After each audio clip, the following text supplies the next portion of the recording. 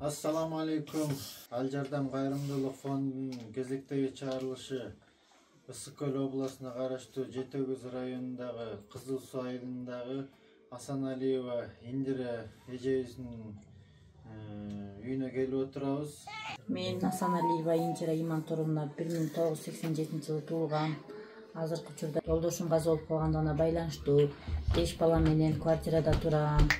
Ал Жардам фондуна кайрылганымдын себеби квартирада жашайм, жерим жоктугуна, үйүм жоктугуна байланыштуу. Ушу кыргыз эл менен мусулмандык туугандардан, кайрымдуулук элдерден жардам сурайт элем. Ушу балдарым үчүн жок дегенде участок алып берсе, калганын аны дагы буйруган нерсени көрөт элем.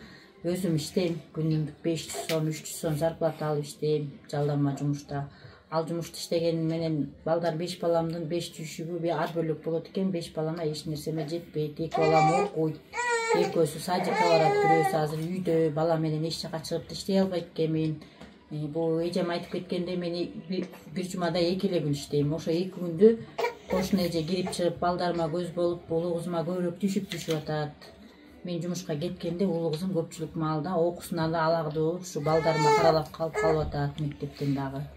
Ошого байланыштуу мусулман бир туугандарыма, кайрымдуу элдерден жардам сурайт элем. Ушу 5 баламдын келечеги үчүн жардам бериңиздерди өтүнөм.